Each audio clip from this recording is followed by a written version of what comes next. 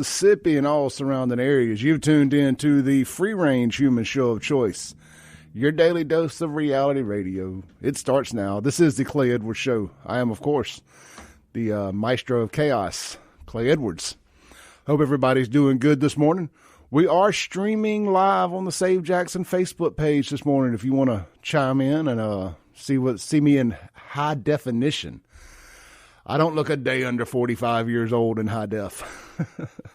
Anyway, we are broadcasting or streaming live in video on Save Jackson. That's Save JXN on Facebook. We are live here in the 103.9 FM WYAB studios in Florida, Mississippi, out at the Cotton Exchange Plaza. You can also listen to the audio stream live at WYAB.com and on the TuneIn app. Just search WYAB. If you miss any of the show live, you want to go back, listen to today's show, or you had to get in and out of the car, you got your kids in the car, no telling what may come out of my mouth, I understand that too. Or if you want to go back and listen to the podcast, that's more to my story here. Just go search Clay Edwards Show. Wherever you listen to podcasts, and if you're not familiar with podcast, just go to clayedwardsshow.com. Hit podcast at the top of the page there, and it'll take you to all the different available links to pick what is easiest for you. But hey, you're listening. If you're hearing me now, you're right where you need to be, wherever that is. So thank you for tuning in. We do the first, if you're new here, the first segment, I don't take any calls. We wait until the second segment. I'll set the show up, hit what I want to talk about, and then we'll open up the phone lines. When we do, the Mac Hike of Flowwood phone line is 601-879-0002. And we do have a text line. If you're a little shy, don't want to talk, the Guns and Gear text line is 769-241-1944. And you guys lit that text line up this weekend. And I was really busy and mostly inside a metal building that didn't have really good phone reception as I was setting up my new shop.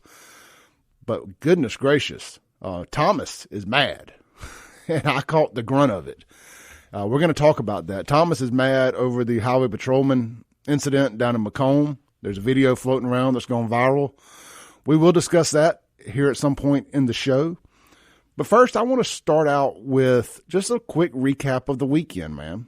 Saturday, I went to the Rankin County Republican Breakfast. I'm going to give a shout out to my buddy Casey Ellis, Fred Shanks, Sutton McRae, and several others that met me there. And we had a really good time. Oh, my buddy Glenn Dixon, Derek, my friend Derek Wash, he met us over there.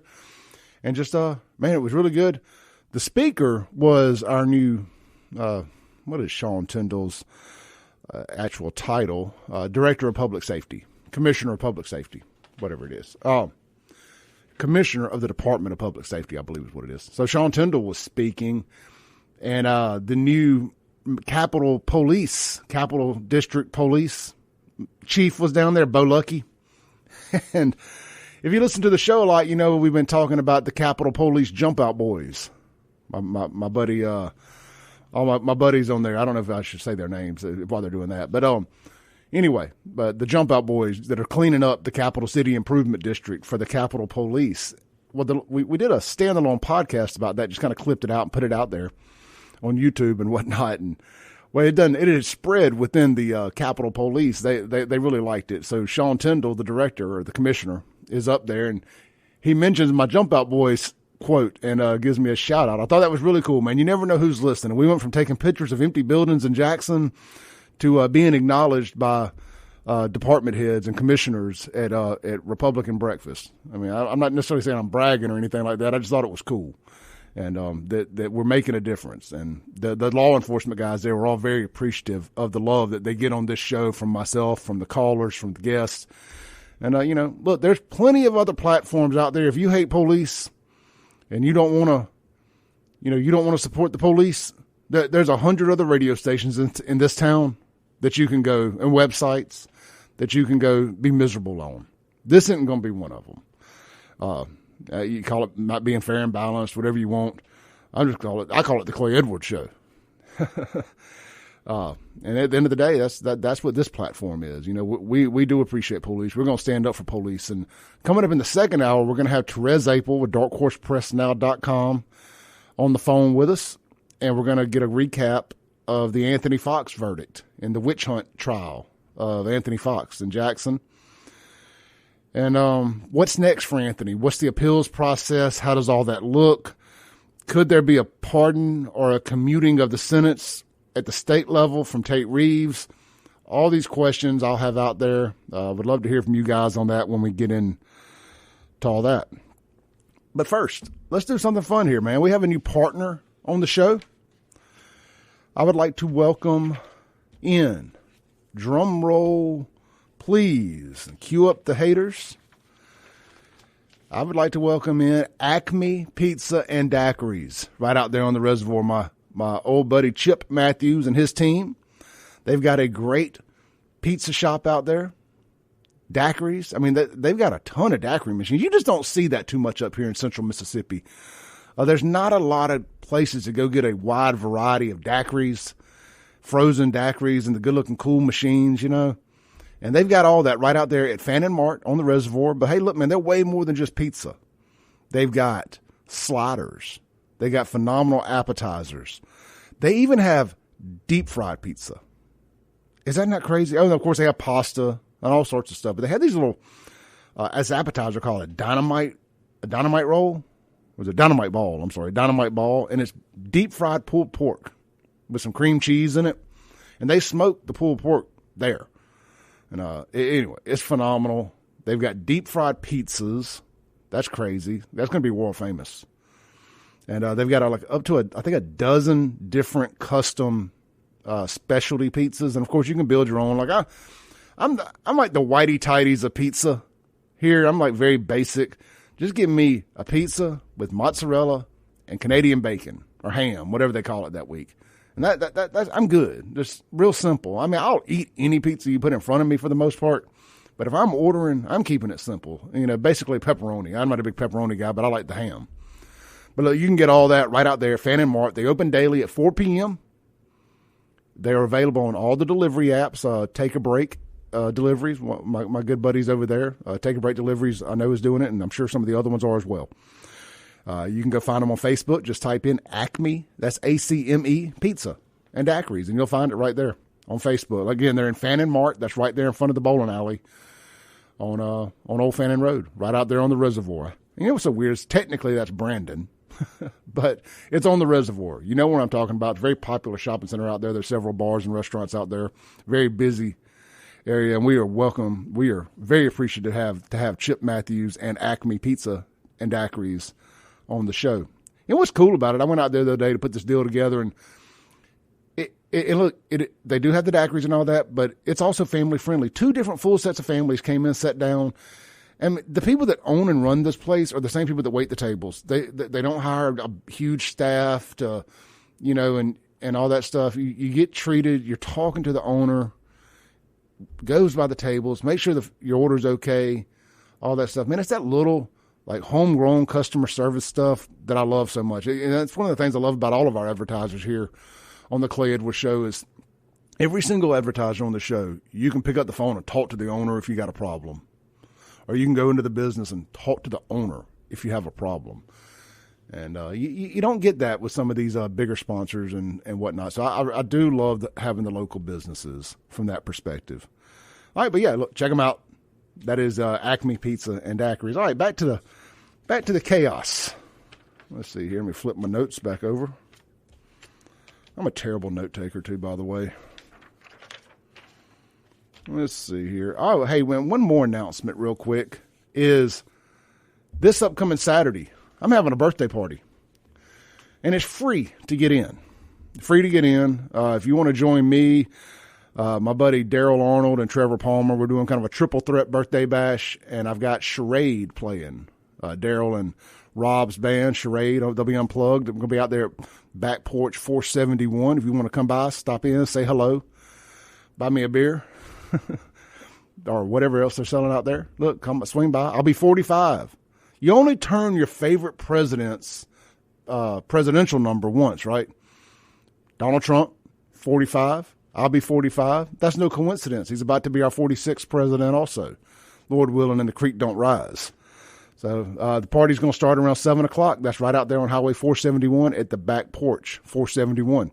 If you're coming up Lakeland Drive or 25, just get off, go right, boom, it's right there on your left. Very easy to find. Of course, you can always just holler at me, and I'll give you more details if you need them. And again, it's family friendly also. So if you want to bring the kids out and whatever, that is acceptable out there at Back Porch 471. So there was last week I did a video and put it out on my social media channels. And it was just kind of we'll call it highlights, but it was really just the lowlights of the week for Jackson. Like, what are some of the things that went wrong in Jackson, Mississippi last week? Or kind of came to a head last week, should I say. And I put it out there, and man, it another video that did really, really well here. I'm pulling it up here. I'm just going to pull it, and I made a list and put it out on Save Jackson. And I want to paint y'all a picture of just what all is going on at one time in this city. I'm strolling through my Facebook here, and good Lord, I post a lot of stuff. Let's see here. Anyway, just to help paint a picture of how bad this situation is in Jackson. Okay, here we go. It's like, for those keeping score at home, here's a top 10 list of the 10 most messed up things going on in Jackson right now. Number 1. Jackson/Hinds County just convicted a cop of a murder he did not commit, or manslaughter, either way, with the Anthony Fox trial. There were 20 carjackings in about a 72-hour time period last week. We're officially sitting at 85 homicides for 2022. Can't and won't ever be able to safely drink the water again in Jackson in our lifetime without boiling it first. It's over. It's a wrap on the water. Hopefully Andy Gibson and the state can come to an agreement for the state to use the water well down there at the fairgrounds, and that will at least get water to the Capital City Improvement District, which is the downtown business district, all of Belhaven, and most of Fondren. But that still only accounts for 8% of the water. Hopefully they can get that going. I think that's about a $9 to $10 million project, and that'll have to go through the legislature. But so again, the water is messed up and will forever be messed up. If you want to open up a restaurant, don't do it in Jackson.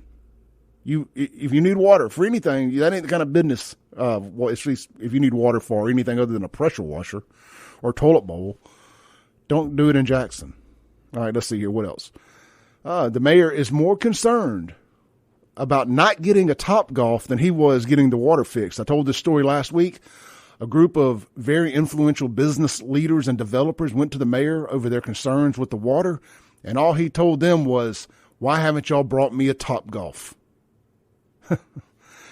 Priorities, my friend, priorities. Let's see here. The mayor screwed up the one city. We're at number 6 here. The mayor screwed up the one city service that wasn't screwed up.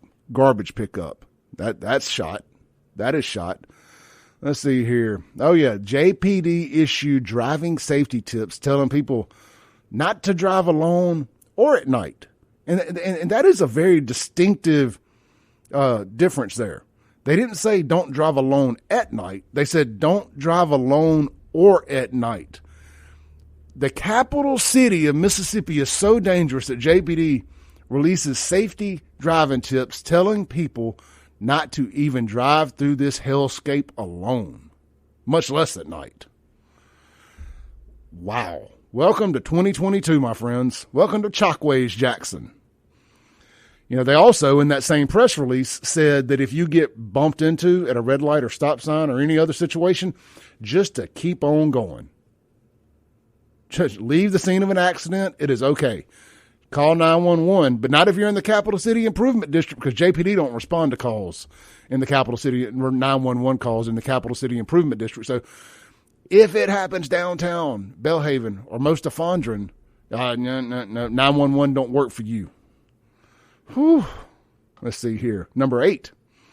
The city is going to sue the state over police pursuits coming into the city from the suburbs. Damn, they love their criminals in Jackson. Leave our criminals alone. Number 9.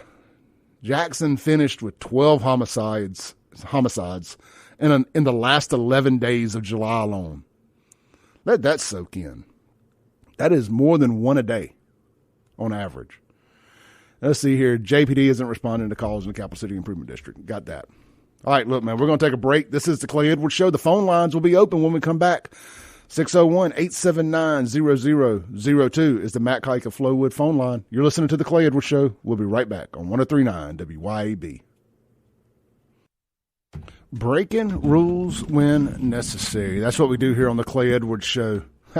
I was just looking on Twitter, and a guy made a post that said, raise your son to be more like Kyle Rittenhouse, not David Hogg. And I retweeted it with my own little caption that said, my daughter is more like Kyle Rittenhouse than David Hogg. I wanted to say is more of a man, is as much of a man as Kyle Rittenhouse, or is more of a man than David Hogg, but I don't want Democrats to get confused and think that my daughter is trans or something silly like that. She is a sharpshooter. She killed 3 bucks last year, or over the last 2 seasons in the same calendar year. She killed 3 bucks.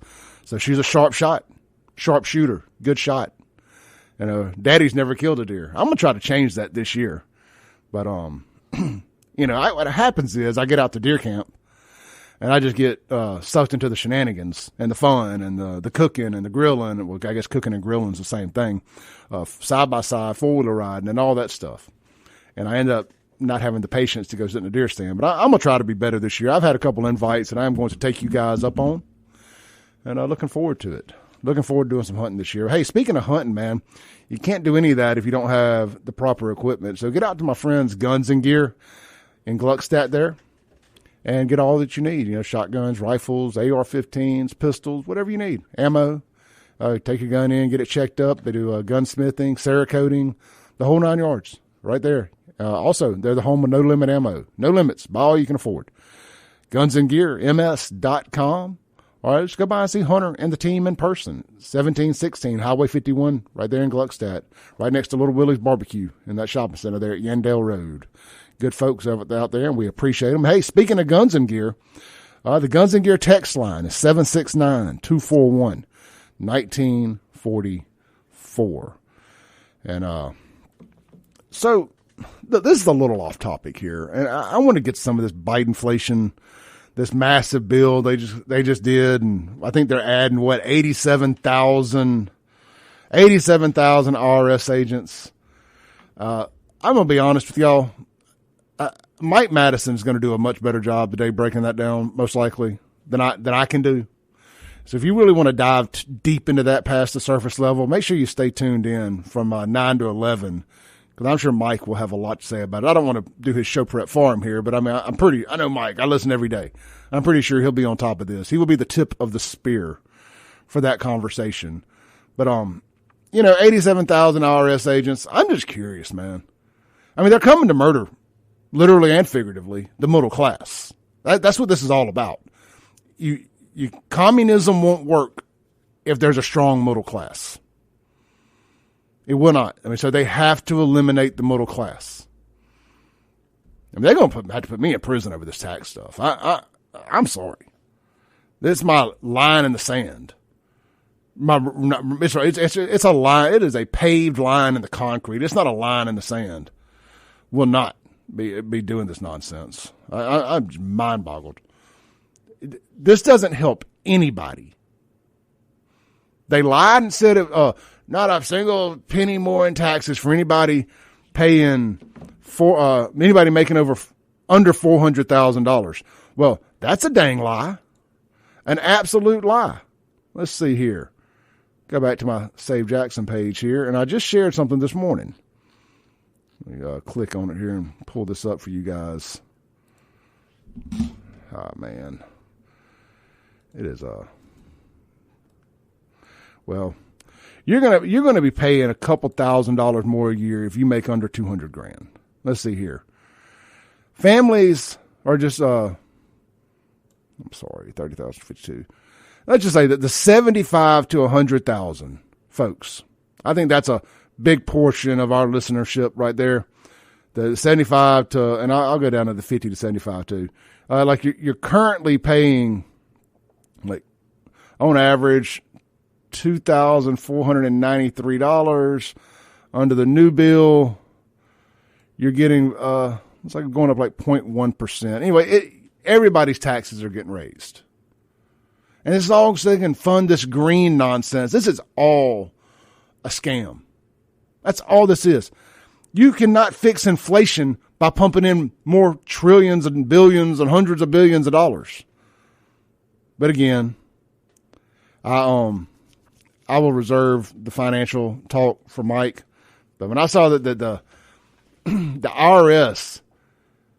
has 87,000 new armed agents, why do the tax man need a gun? Well, actually, I know why.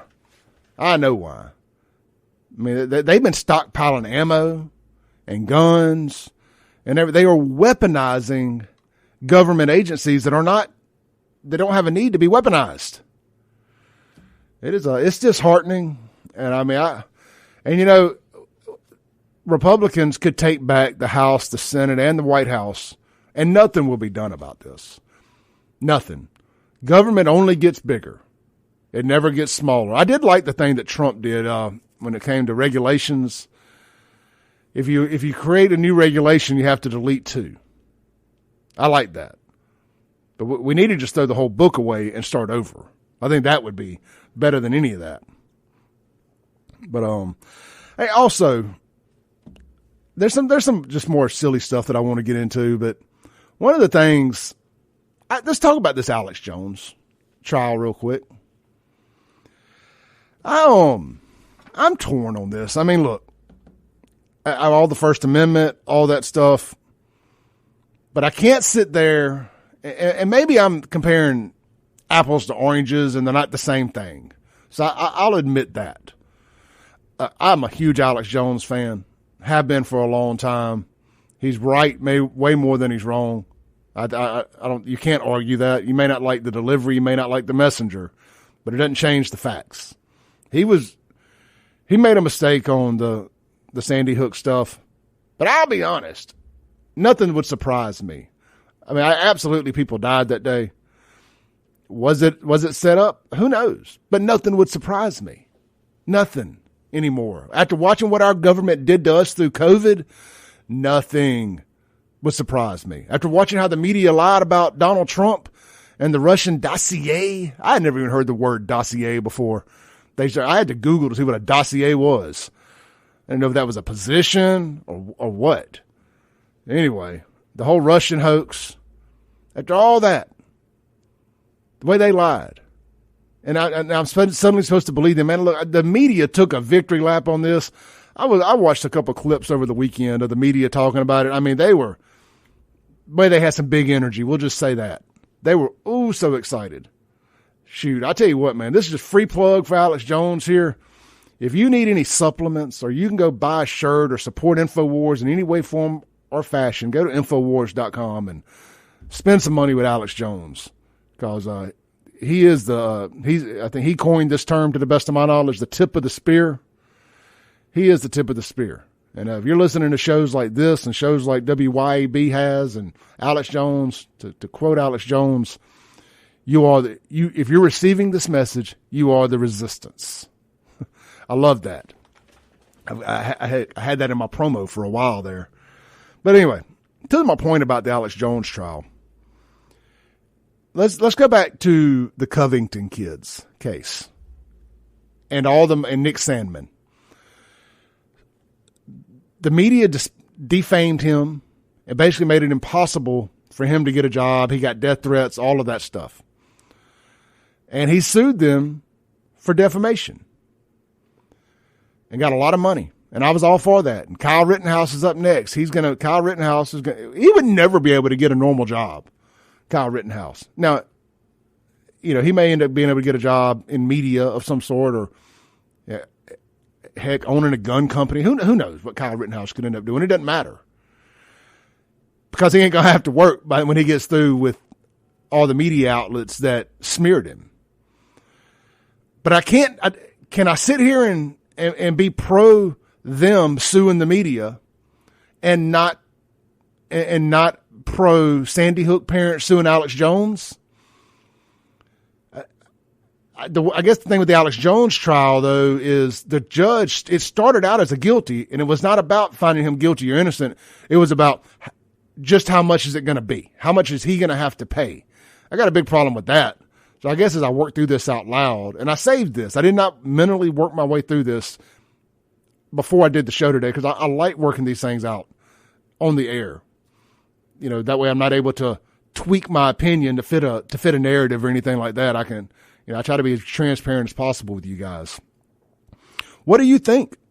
I mean, technically also, does this now open it up for Trump? Is there precedent set for Trump to be able to sue all the media companies over the Russia hoax? And to sue Hillary Clinton and all of them for creating the dossier? I mean, I know he could technically attempt to do it, but now there's case examples to do it by. All right, man, we got a call here on the Mac Hike of Flowwood phone line. Hey, good morning, caller. You're on there. Yeah, Alex Jones. A lot of the stuff Alex Jones says, I mean, it proves out. I mean, the man's right about a lot of stuff, but the things that he said about Sandy Hook were just, they were just bonehead things to say. And sometimes when you say bonehead stuff, you got to pay a little stupid tax. And Alex Jones, he'll pay the stupid tax for that, but you can't deny that the man's right about a lot of stuff. And we all make mistakes, and we all have to stand up and pay the piper. But as far as other people getting to sue Trump, he can't really sue the media because he was a public figure, way before he was president. I mean, there's laws to protect the media from criticizing public figures. But getting back to the tax bill that they just passed, what the Democrats don't realize is a 15% tax increase in business is just going to get passed on to the consumer, 15% price increase to us. So everybody's going to be paying for it. Alex Jones is paying for it, and he'll come out on the other end, hopefully a little bit smarter, a little bit better. But we also pay the stupid tax sometimes. Yeah, but now we're all paying the Democrats stupid tax with this new bill. Exactly. Yeah. And it just goes back to the fact that the Democrats don't understand how business works. I mean, you're a small business guy. If the price of ceramic coating you put on a car goes up 15%, do you eat that cost? You can't. I mean, you try to for a little bit, but in the big picture, you can't. If I'm charging $1,000, I got to go up to $1,150. Yeah, you got to pass it on to the consumer in the form of a higher price, or you got to fire somebody. If you got a bunch of employees, you got to fire some people, to make your bottom line work out. And that's what people that have never signed the front of a paycheck don't understand. They just don't get that cost is gonna. It's like trickle down economics with tax cuts. It's trickle down economics with tax hikes. It's the same string, different yo-yo. It is. That's a great analogy there. The trickle up economics. Yeah, it's the tax hikes trickle down the same way tax cuts trickle. Yep. It's just the Democrats' way of doing things as opposed to the Republican way of doing things. Exactly, brother. Hey, man, great call this morning. Thank you. Thank you. All right, man, let's take a break real quick. The Mac Hike of Flowwood phone line's wide open, 601-879-0002. The Guns and Gear text line is loaded up, too. It's 769-241-1944, and we will get to that as soon as we come back from the break. I just put Derek on hold. Derek, your first caller up. We'll be right back on The Clay Edwards Show.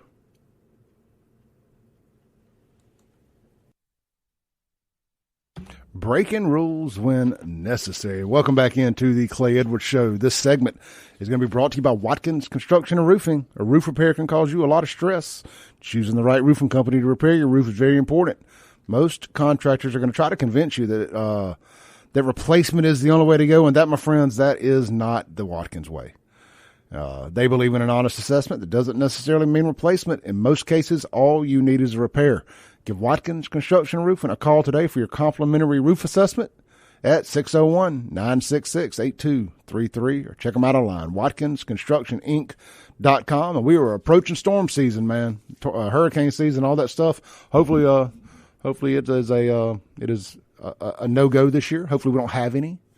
But if we do, and you get some damage up here or anywhere statewide, give Watkins Construction and Roofing a call today. All right, on the Matt Kike of Flowwood phone line, he said on hold through the break, we got Derek. Hey, Derek, you there? Looks like Derek did not survive the break. Hopefully he'll call back. Derek joined us out there at the Rankin County Republican Breakfast this past Saturday. And I want to say something about this. I posted a picture on the Save Jackson page of just a crowd shot of the Rankin County Republican Breakfast crowd. And, it never fails. some white cuck liberal with a Ukraine flag in their profile picture says, "Oh, looks like a really diverse crowd out there. A lot of diversity." Y'all got to move on from that. I'm just going to tell you. There is a lot of women that show up to this thing. There are a lot of black folks that show up to this thing. They have African-American, black, whatever you want to say, speakers come in all the time and speak. This is not just a white Rankin County folks out there, I can assure you. I mean, the picture may be a little misleading because you can't see the people in the booths wrapped around in the photo, but you can ask anybody that's been that it's not some whites only type thing. I mean, I can't stand when white liberals want to try to. If you ever hear the words diversity, equity, and inclusion, run. You can't have equity without a whole lot of tyranny. So avoid diversity, equity, and inclusion, folks. It was really diversion, inclusive, and equity because it's die. Because that's what it's going to do, die. All right, we got a caller here on the Matt Kike Flowwood phone line. Hey, caller, you're on there. Hey, you might have already talked about this. If you did, I apologize. But all good. Have you talked about where DeSantis fired that DA for not prosecuting? No, you know what? I was making my notes last night and completely forgot to even add that on there. So I'm glad you brought it up. What a big energy move from DeSantis to make a point. Well, it is a big energy move, but here's the thing.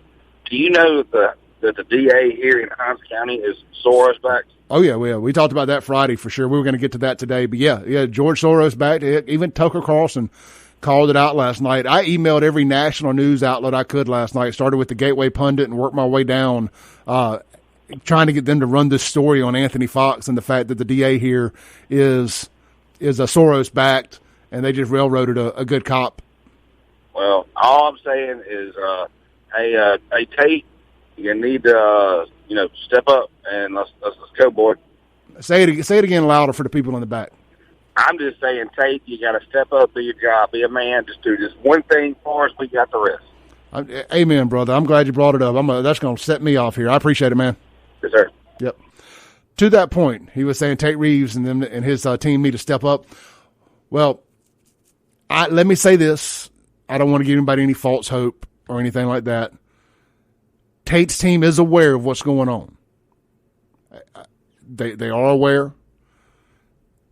I know this for a fact. Somebody I absolutely 100% trust has got it. It's on their map. I don't know what he can do before.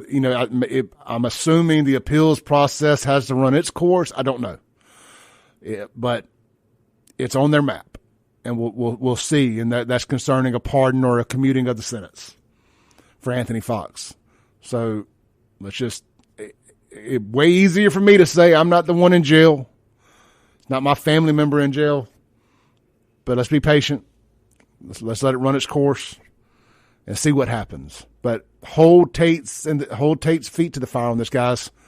Call his office. Be kind. Be kind. You can get just as much honey. What's the saying? You can get just as many bees with honey as you can poop.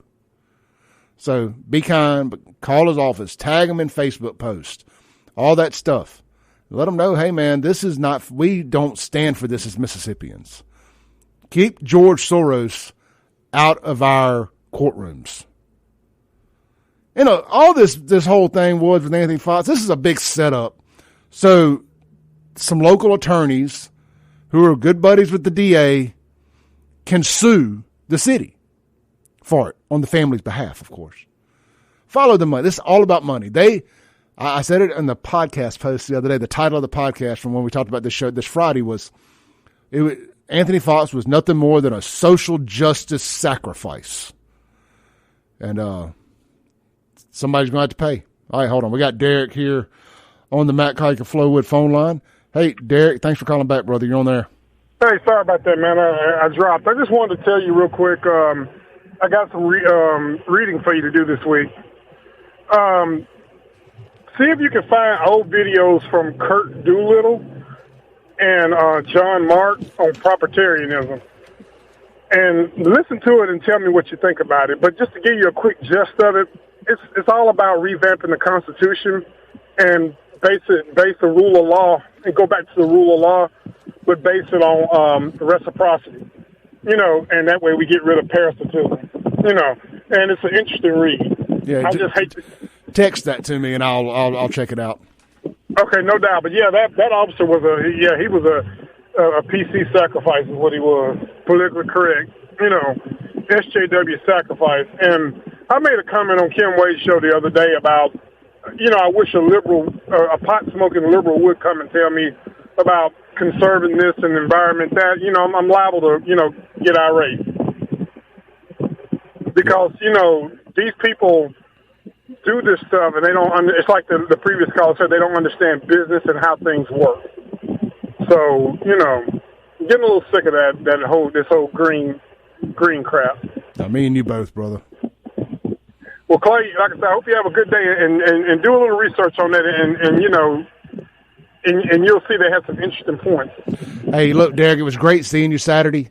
And we had a good time. Keep your head up with the other stuff going on that we talked about, and hopefully, you got an invitation out to my birthday party Saturday night right there on 471 at back porch.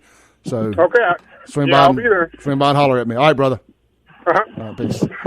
Tell you what, man, it is great knowing we got people like Derek on our side. He's a big old boy too.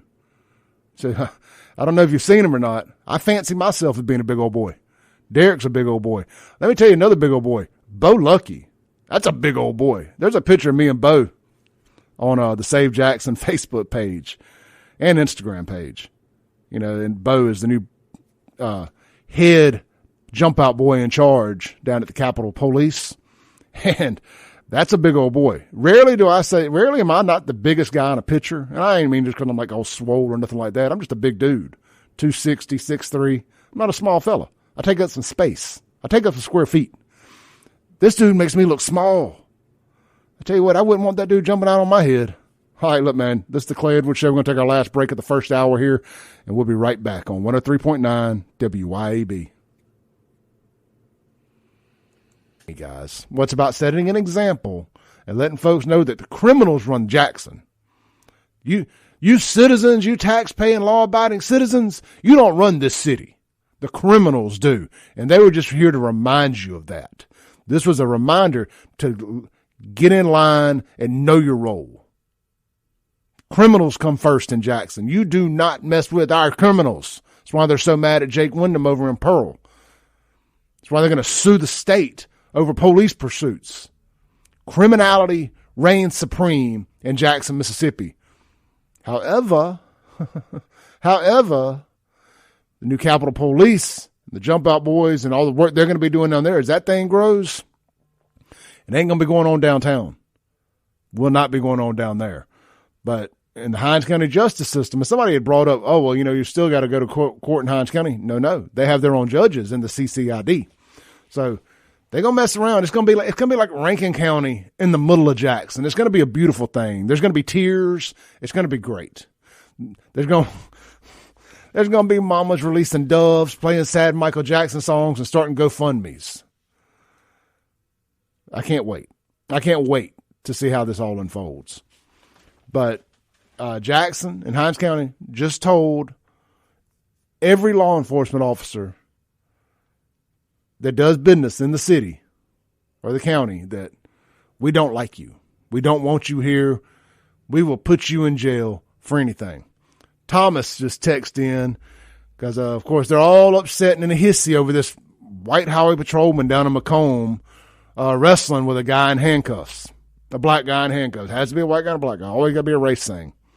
But the video that's going around doesn't start till after he's got him back out of the car for some reason. There's people approaching this guy, filming him, cussing him, walking up to him like he's to the highway patrolman. I'm just going to tell you, you just got the wrong show if you think I'm gonna somehow sit here and say that cop did anything wrong. We'll see how it plays out. There's an internal investigation that started.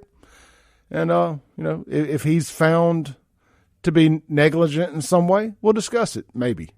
I mean, at the end of the day, I just don't care. I really don't. I'm not going to do this fair and balanced thing where every time a cop does something bad, we're going to get on here and rail them. There's plenty of platforms for that. If there's not, start you one. It ain't going to be this one. It ain't going to be this one. I mean, if there's blatant stuff, sometimes we'll call it out if it's just absolutely newsworthy. I don't know what this guy did. You know, cops are being killed every day. Cops get killed way more often than people by the cops. So we ain't going to go down that road a whole lot. All right, I'll tell you what. Let's have a conversation here. I think we got Thomas on the line. Right, you're on there. Yeah. This is Thomas. I know. Yeah. Man, you kind of wrong when you say stuff like that. I watched the whole video. Treading the water. The man football tackled the man while he was in handcuffs for no reason. He didn't say nothing. He didn't do nothing. He wasn't running or nothing. Just football tackled the man, threw him in some bushes while he was handcuffed. Now, he need to be fired. He probably need to be in jail for doing that as well. So let's be real. Keep it real. Stop lying. Stop leaving stuff out, Clay. Because, you tread the line of race or being a racist yourself. Now, I don't understand about you. Let's talk about this video. Right. The guy got out of the back seat of the cop car. We don't know how. We don't know how he ended up back out of the cop car because the video doesn't start till he's already out. Right, but he everything, the cop was standing over here, like he was okay with the guy standing over there. And the black guy that was handcuffed started talking to another white guy, and that's when the cop football tackled him. The highway patrolman football tackled him in handcuffs. Now, that's wrong. So we're going to ignore the guy that stops and gets out of his truck and is walking up. And I hate describing a video on the radio because if people haven't seen it, it's hard to to know what we're talking about. There was people approaching the officer. He's telling them to stop. They're steadily approaching him. You know, you got to go into self-defense mode. At that point, he's got to get that guy subdued, back in the car. They were not approaching him. Clay, tell the truth. They were not approaching him. He told them to bag up. They said, we are bagged up, but we're going to continue to record you. What actually was really going on, the cop got caught with his pants down doing something he hadn't had no business doing. And they said they was beating on him prior to them pulling up, catching him, beating on them. He beating on that guy. That cop was beating on that guy while he was handcuffed prior. Then some kind of way they end up out the car. That's when the video started. And the cop left the guy alone, and then he football tackled him. Tell the truth, Clay. I don't know what they saw. But all the video shows. You saw the video. Tell the video how it went down. People can go watch the video. The cop nailed himself because he didn't think nobody was recording him and stuff like that. And he was actually real nervous, and he just was all over the place because he knew he was doing something he had no business doing. So he was in his feelings, so he football tackled the guy and threw him in the bush, man. Why he had handcuffs? That don't make no sense. Stop lying. Want me to believe? Like, you ain't nothing but a race to yourself. Okay, Thomas. You want me to believe that this cop just pulled over on a back road and pulled this guy out to whoop him? I do not believe that. I don't. And, if I'm wrong, I'll be the first to say it. I was wrong.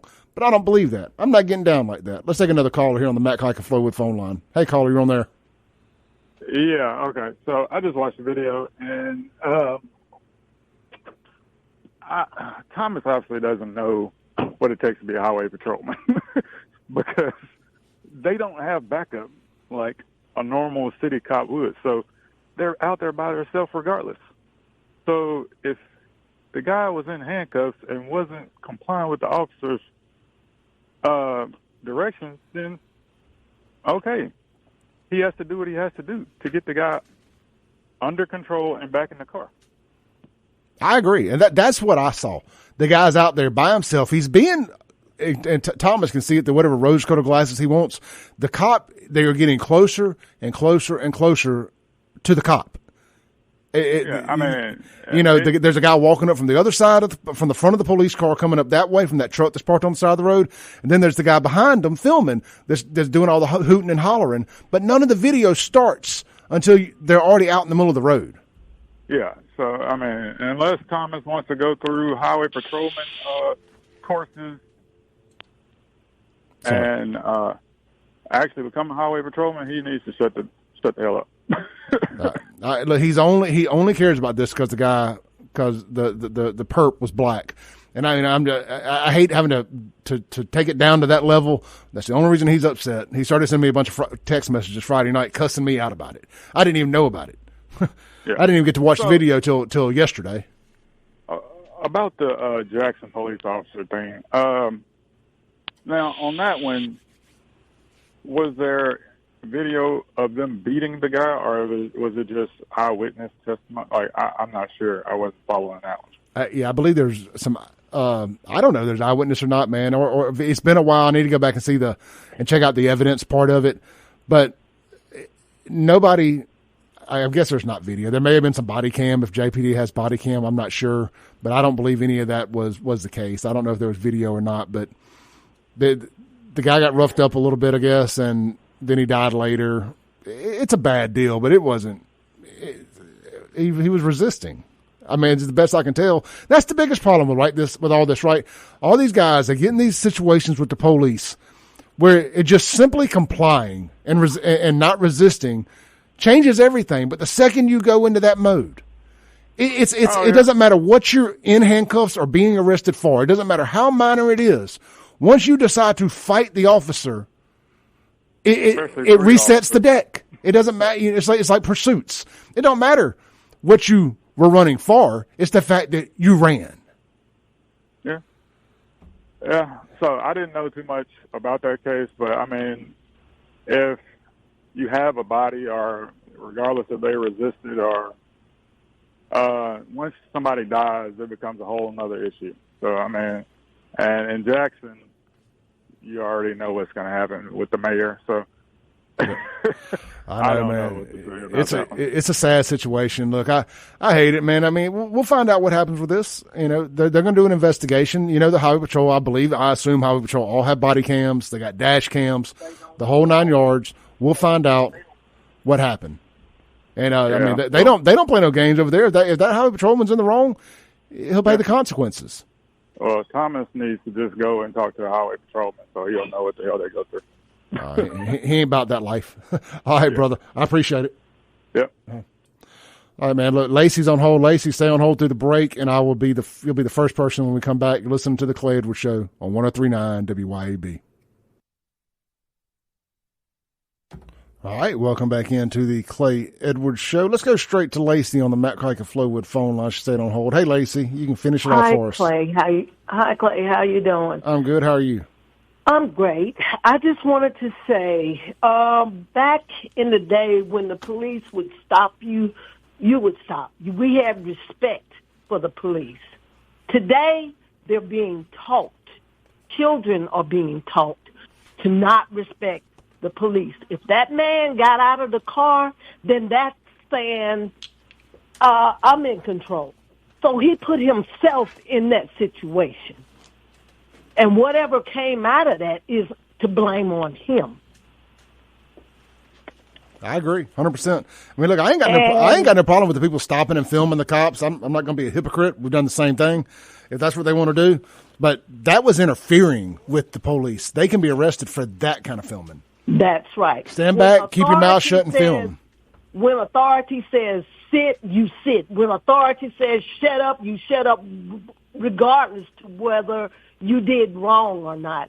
Shut your mouth and, obey the law. Get out of the situation alive and live to fight another day. It sucks. I talk about it all the time. I don't like feeling like I've been demoralized or feel, like another dude emasculated me or something like that. But you know what? I want to go home to my family that night, and I want to get out of this situation, and I will live to fight another day. Hey, Lacey, thank you so much for calling in. Oh, you're welcome. Bye-bye. All right, man, that's the end of the show today. Great show. Appreciate everybody calling except Thomas. Y'all have a blessed one. And we'll be back tomorrow, 7 a.m. to 9 a.m. Mike Madison's up next. Podcast will be available here in a few minutes at ClayEdwardsShow.com. 103.9 WYAB.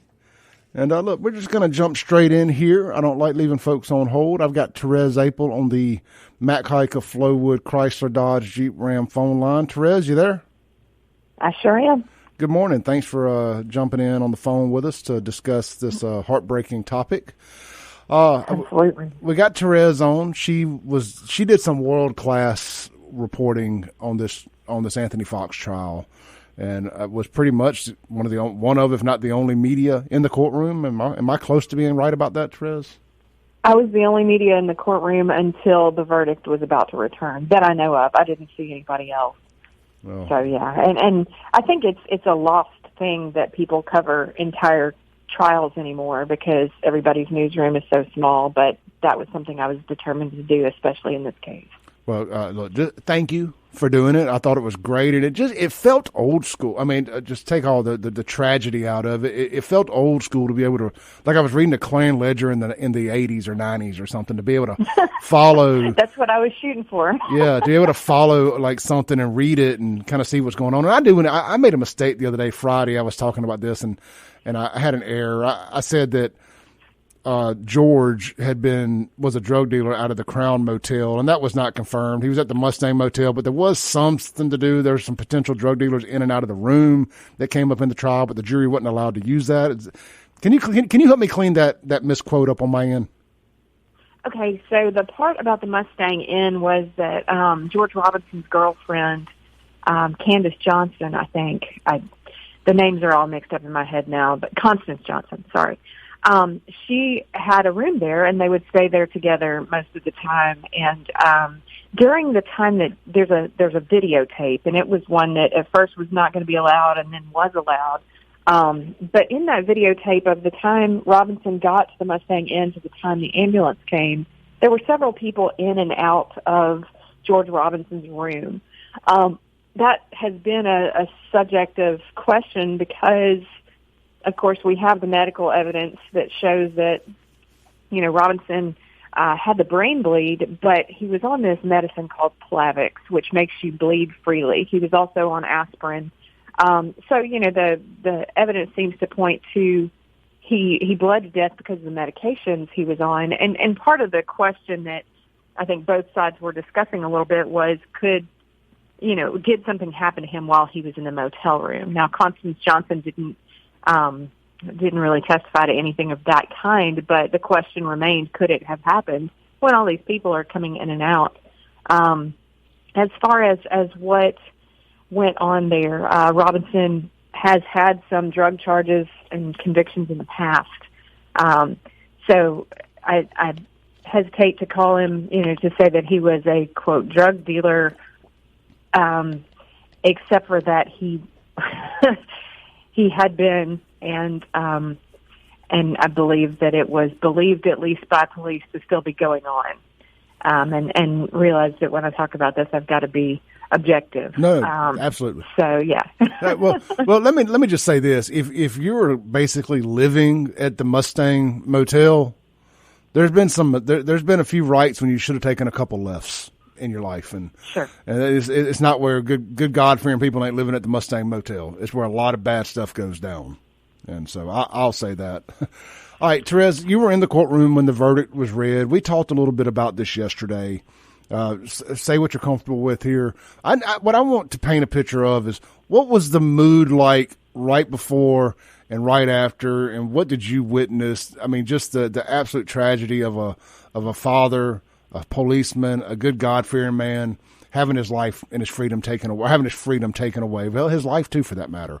What was it like in that moment? Well, a little backstory here, and I do want to be very transparent on this. Anthony Fox is a friend of mine, and I've ridden with him and the unit that he was with dozens of times. So I was hearing from, his side pretty often as far as like what they were feeling and whatnot. And there was very much a feeling that this wouldn't happen. The evidence didn't uphold it. And, there are a million reasons that I think it's fair to say the defense side did not believe that this could happen. So there was a cautious optimism going into everything. Although, like Fox's mother, Mary, had told me that she felt really unsettled going into it. And during the hours leading up to when they called us back in, it was almost like everybody got quiet. instead of it being like, it had been very social up to that point. It had been, yes, there was some worry, but it was routine. We're in a trial. It kind of got quiet, and it everything just like what's a good word? Like a silence settled. And when they called us back in, there was a feeling as the jury walked in. I was trying to watch them, and generally you kind of think if they won't look at the defendant, it means they're about to convict them, and they wouldn't look over at Fox, at least the ones that I saw. That's a good point, because I guess if I had just found somebody guilty, I would be weary about making eye contact too. I never really thought about that.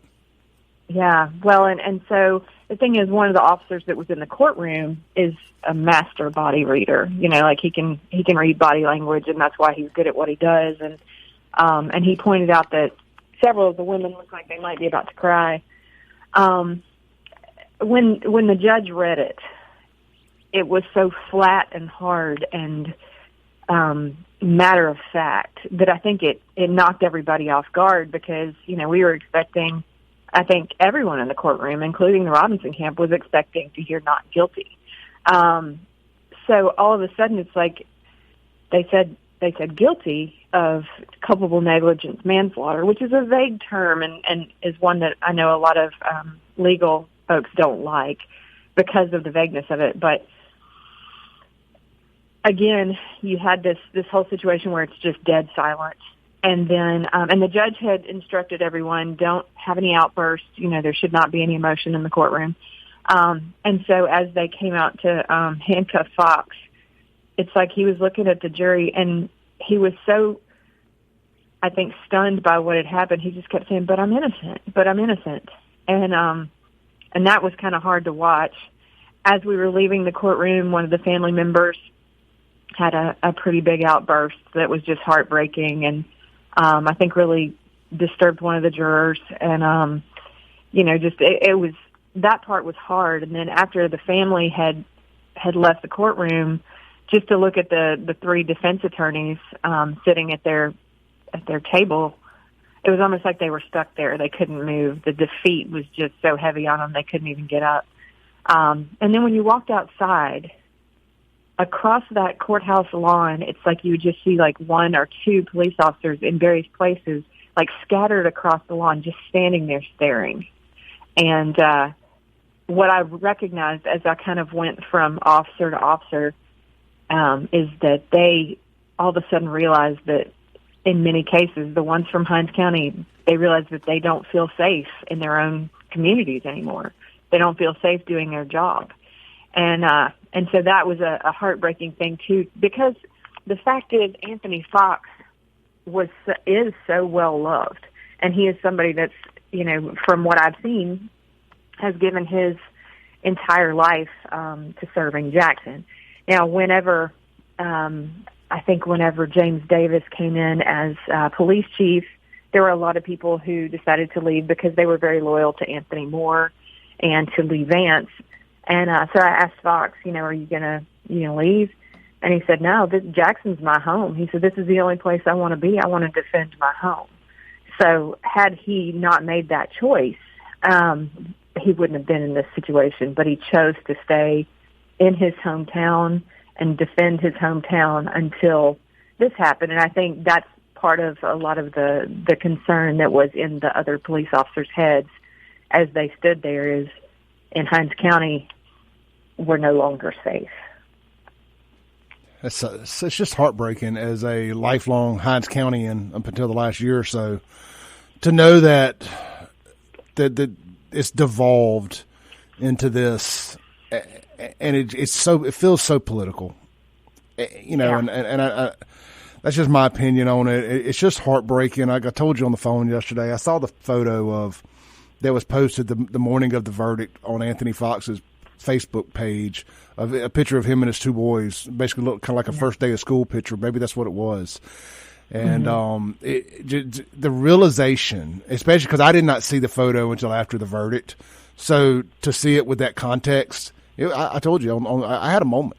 I really did. And because you just put yourself in those shoes. If they can do that to him, they'll do it to anybody, man. Anybody that's not in lockstep with their narrative or whatever they feel like there's a benefit to them, you're out, and it may be to jail.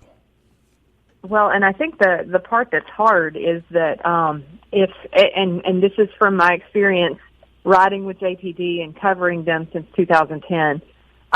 It's almost as though if there was one officer that you wanted to make an example of to shut everyone else down, Anthony Fox would be that guy, because he wasn't just loved by other officers, like the streets loved him. And I saw that firsthand when I was riding with at the time they were calling it the Gun Crimes Interdiction Team in Jackson.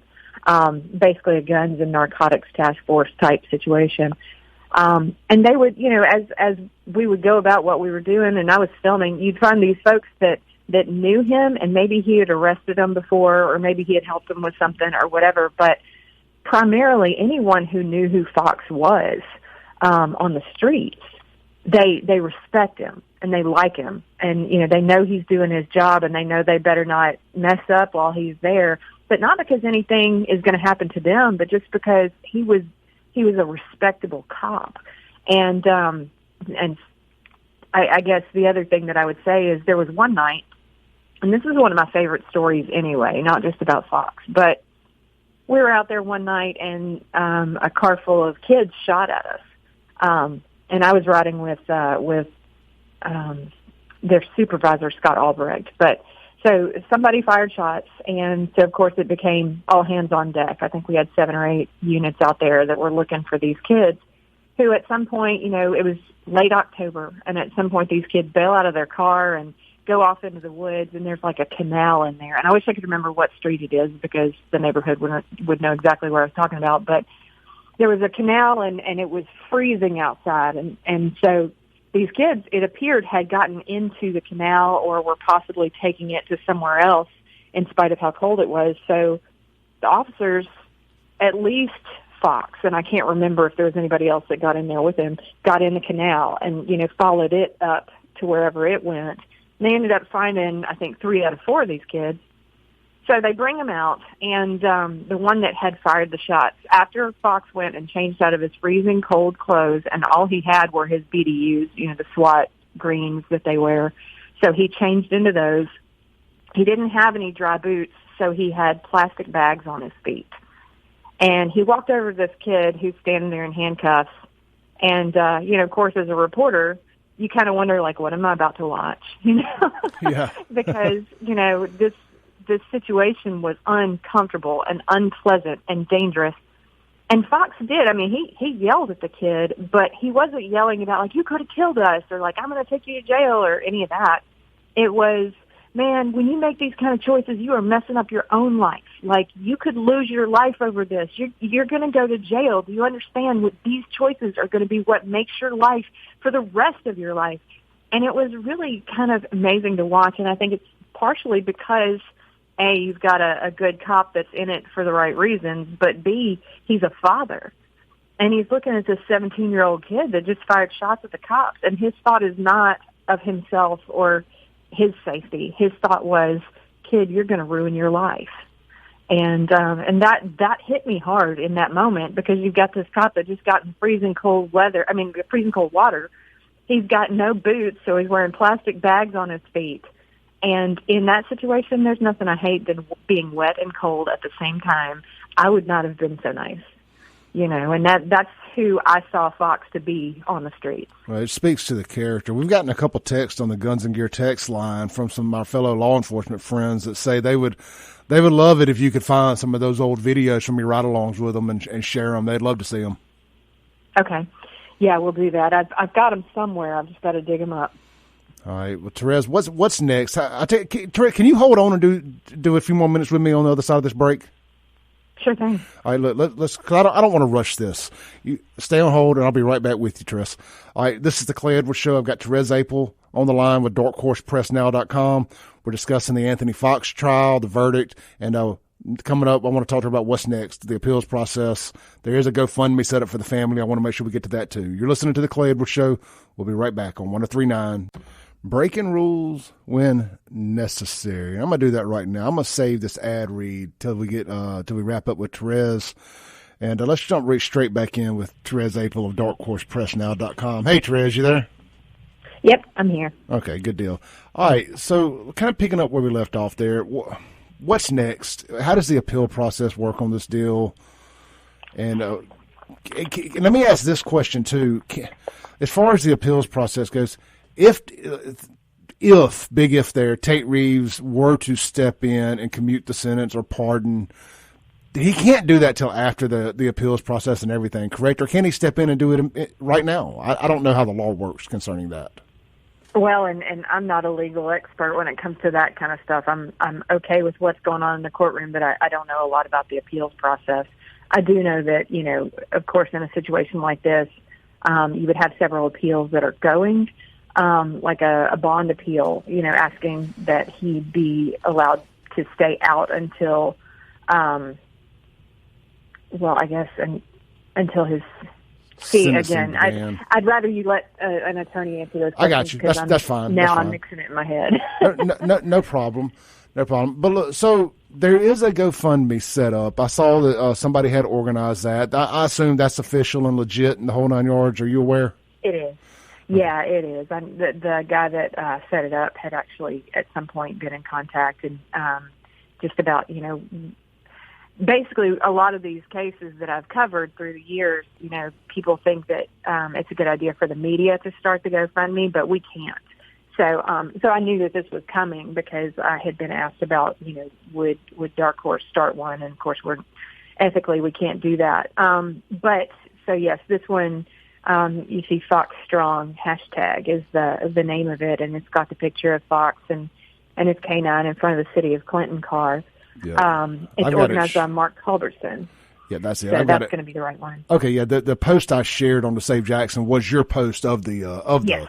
So yeah, I guess that answers my question about it being legit. I'm going to share this again right now here in live time to the Save Jackson page. So if any of you guys out there listening and you're interested in donating to the Fox family, because they got some hard times ahead of them. Let's just be honest about it. You lose the breadwinner and a father. Finances don't replace a dad, but they will help the family through this process. Well, and in addition, they've already had so much put to them because in a situation where, let's see the best way to put this.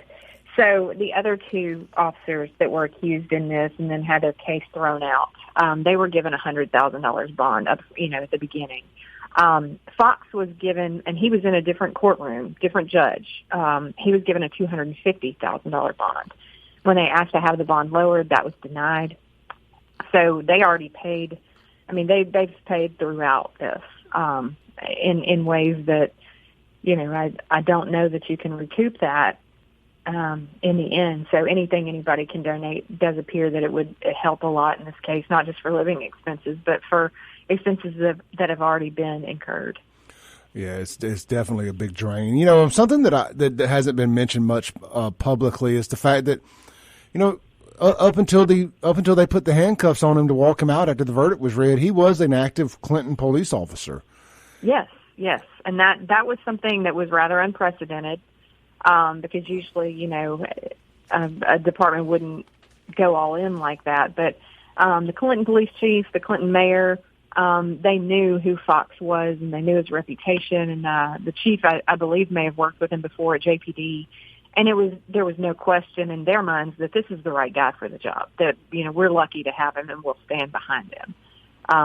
So that's, Fox didn't really even miss a day of work up until, he was out of work. Obviously he wasn't at the job when he was in court, but, up until that point, yes, he was on the job. And interestingly enough, he was still helping Jackson Police Department solve murders. He still had all those contacts on the street. So people would call him and say, hey, I saw such and such, or I know this and that.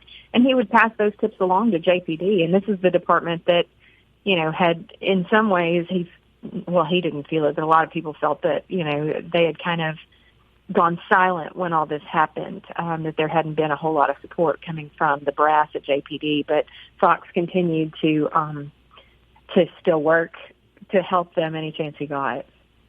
And just throwing salt on an open wound, man. It's absolutely heartbreaking. And I mean, and not just at the actual verdict itself for Fox and the ramifications of that for him and his family, but if you are a citizen in Hinds County, you've got to be looking at this and thinking or Jackson, and thinking to yourself, what are they doing here? You could not run a better campaign for saying we don't really want no police here. This is mind-boggling to me, and the joy at which they did it, or they seem to take from doing it.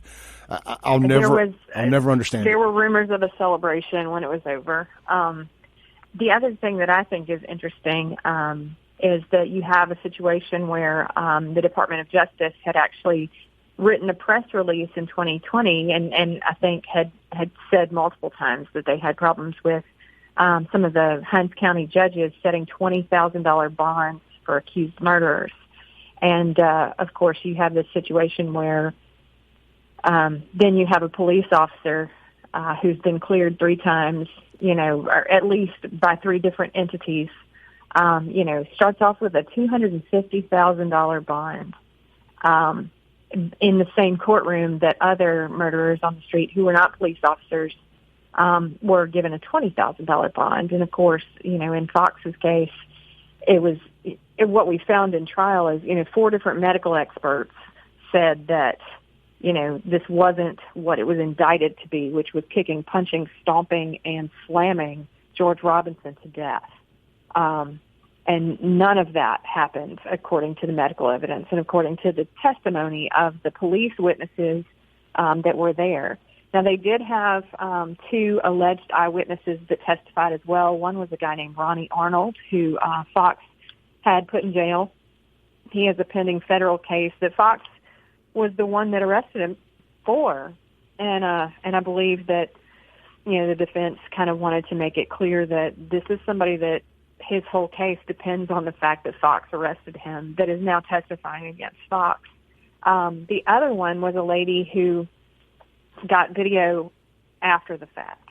And she's narrating, saying, oh, they worked him over good and that kind of thing. But also she and her friends are laughing through the video. And the video doesn't show anything. So it was weird because various parts of those 2 stories did not correspond. And it wasn't just like seeing it from different angles. It just didn't make sense. And then you turn around and you've got all these, well-paid medical types, the CEO, one of the CEOs at UMMC. You've got a guy from Florida. You've got a guy who works up in Columbus. Just several folks that could testify to the fact that the medical evidence does not show, in this situation that Fox is responsible for George Robinson's death. So that was one of the things, too, that I saw as a strange conflict was you have this situation where this officer, has already had to put up $250,000 bond versus $2,000 by someone on the street with the same charge. Just say $20,000 by someone on the street with the same charge. Absolute shenanigans. Absolute shenanigans. All right, Therese, look, thank you so much for taking the time with us this morning. I know this won't be the last we have of this. One last question in closing here. The sentencing is when, and what is the max sentencing? Because they're going to go for the max. Right. Right now, I don't know a date. I don't think it was set as of, this weekend. But the maximum on manslaughter in Mississippi is 20 years, I believe. And then I had an attorney telling me yesterday that could be, as far as how it translates, is it day for day, that kind of thing, that we're not sure how that, I'm not sure how that works. But he would probably more than likely not end up spending that whole 20 years. But also there are, of course, appeals in the works and that kind of thing as well. Okay, well, look, good deal. Therese, we'll be in contact. Thank you again for taking the time this morning. And y'all check Therese out. She did some great coverage on this. You can go get up to date at darkhorsepressnow.com. I sent your article to every national news website that I could last night, from Breitbart to Gateway Pundit to Fox to everywhere after we spoke, trying to get them to cover this thing and bring some more attention to it. So I'm going to keep pushing forward and doing what I can do. Thank you, Therese. All right. Thank you. Bye-bye. All right, again, thank you, Therese Apel, for joining us this morning. It's devastating there. If you want to donate to the family, the GoFundMe, I've got it shared on the Save Jackson page. It should be the top post this morning. We're going to take a break real quick. When we come back, we're going to read some texts off the Guns and Gear text line, and the phone lines are wide open too, 601-879-0002. You're listening to The Clay Edwards Show. Back into The Clay Edwards Show. This segment is going to be brought to you by Complete Exteriors, Roofing and Gutters. Complete Exteriors, Roofing and Gutters in Pearl wants to help you determine who to use when you are seeking roof repair or work on your gutters. You need to choose a qualified, certified company that has a local brick and mortar building, a company that has been in business longer than 2 years and offers a warranty. Complete Exteriors has a 4.9 Google review, and they have been in business for over 16 years. Complete Exteriors, Roofing and Gutters can provide you with a professional and honest look at your roof and gutters. Complete Exteriors, quality without compromise. And hey, man, they got those new solar shingles. We're going to have them back on the show here soon to discuss that. I think that is the direction a lot of things are moving in. And hey, whether we like it or not, if the technology is there, let's take advantage of it. And Complete Exteriors is the first in the state with these solar shingles. So check them out. Complete Exteriors, MS.com. And hey, if you are a retired or active military, you got a $250 rebate on a roofing system through their Roofs for Troops program. All right, man. Again, thank you, Therese, for joining us. There's going to be a lot that comes out. This is about money, guys. What's about setting an example and letting folks know that the criminals run Jackson. You citizens, you tax-paying, law-abiding citizens, you don't run this city. The criminals do. And they were just here to remind you of that. This was a reminder to get in line and know your role. Criminals come first in Jackson. You do not mess with our criminals. That's why they're so mad at Jake Wyndham over in Pearl. That's why they're going to sue the state over police pursuits. Criminality reigns supreme in Jackson, Mississippi. However, the new Capitol Police, the Jump Out Boys, and all the work they're going to be doing down there, as that thing grows, it ain't going to be going on downtown. Will not be going on down there. But in the Hinds County justice system, and somebody had brought up, oh, well, you still got to go to court in Hinds County. No. They have their own judges in the CCID.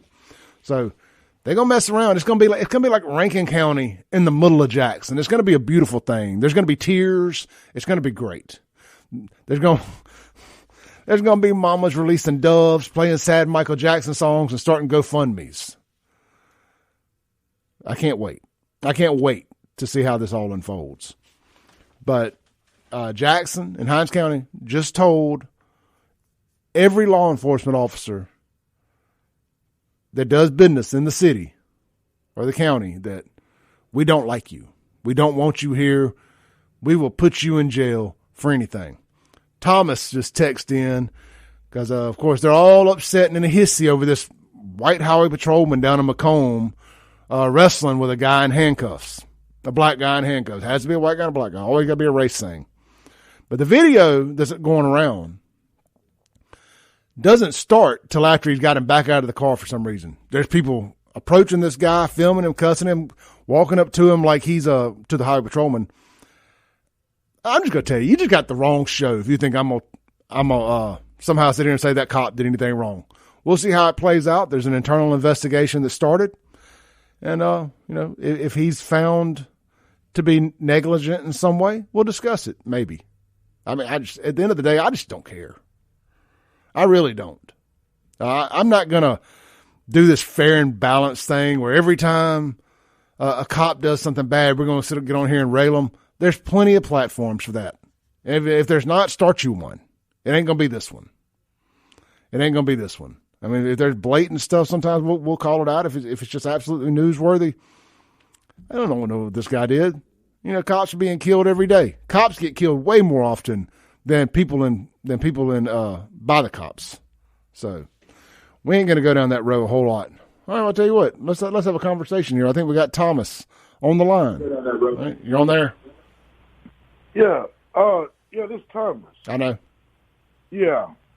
Man, you kind of wrong when you say stuff like that. I watched the whole video.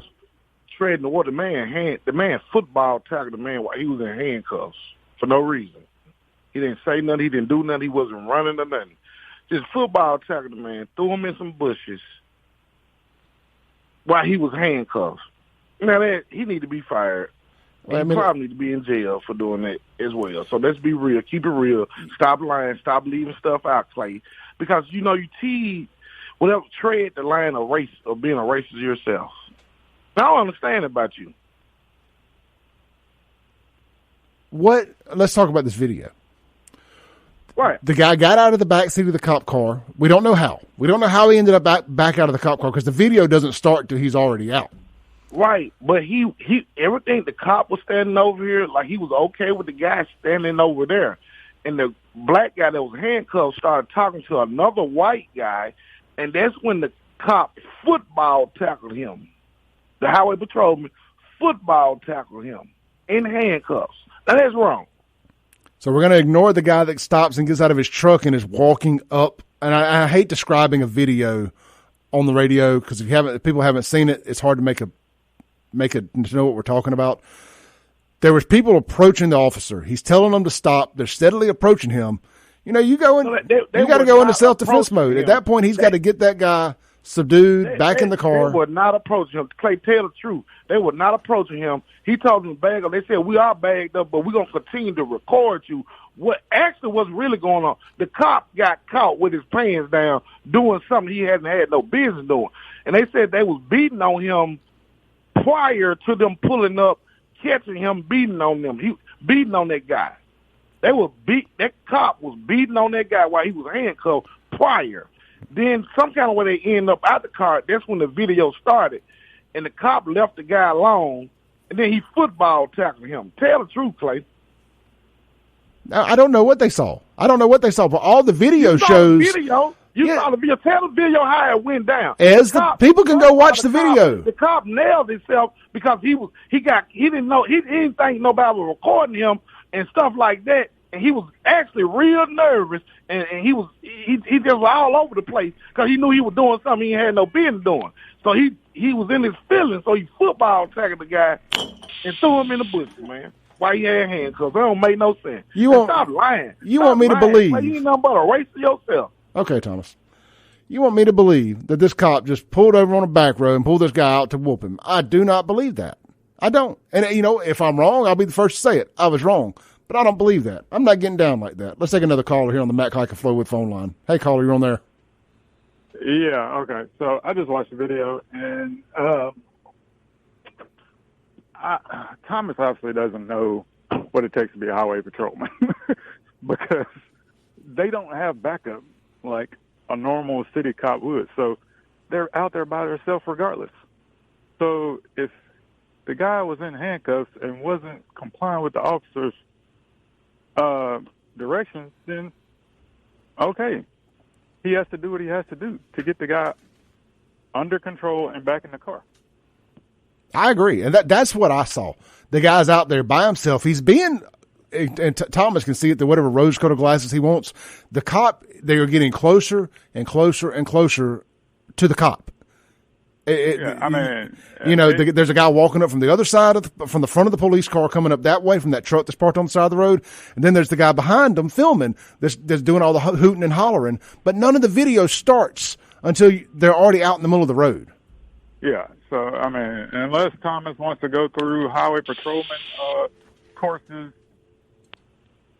and actually become a highway patrolman, he needs to shut the hell up. Look, he only cares about this because the perp was black, and I hate having to take it down to that level.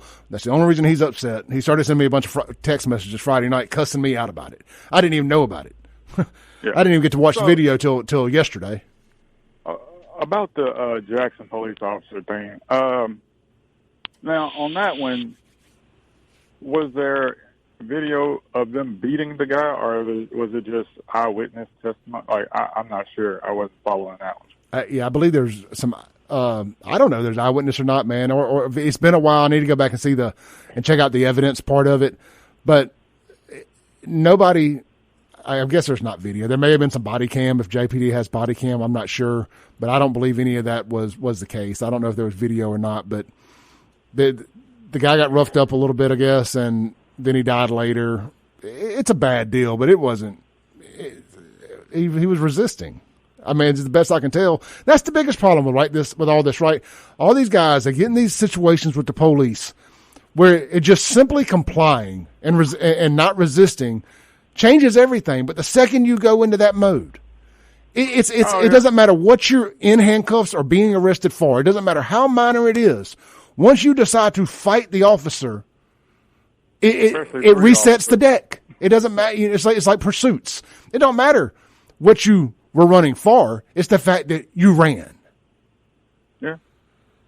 Yeah. So I didn't know too much about that case, but I mean, if you have a body, or regardless if they resisted, or once somebody dies, it becomes a whole other issue. So I mean, and in Jackson, you already know what's going to happen with the mayor. So I know, man.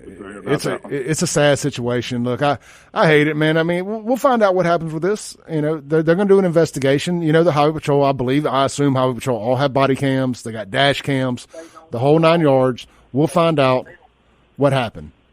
And I mean, they don't play no games over there. If that Highway Patrolman's in the wrong, he'll pay the consequences.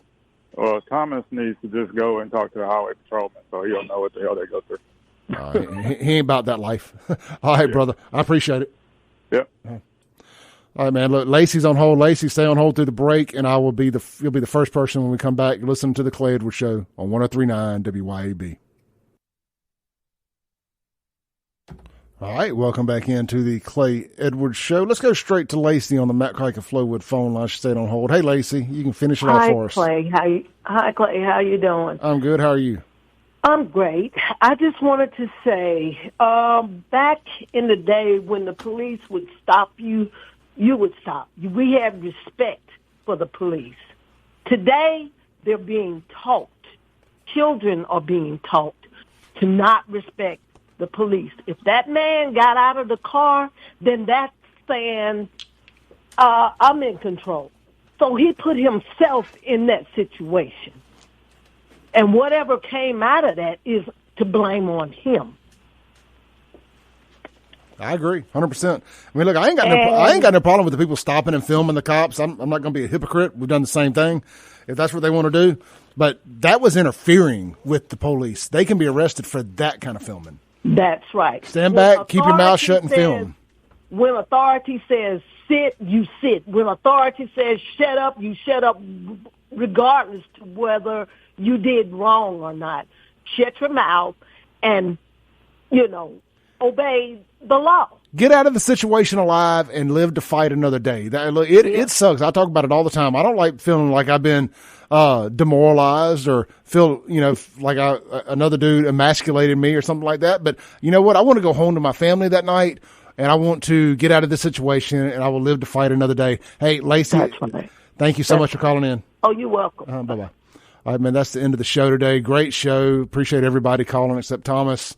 Y'all have a blessed one. And we'll be back tomorrow, 7 a.m. to 9 a.m. Mike Madison's up next. Podcast will be available here in a few minutes at ClayEdwardsShow.com. Thanks for listening. Tune in tomorrow at 7 a.m. as the Clay Edwards Show discusses all that is going on in and around the city of Jackson. This concludes our broadcast day. Right here on 103.9 WYAB.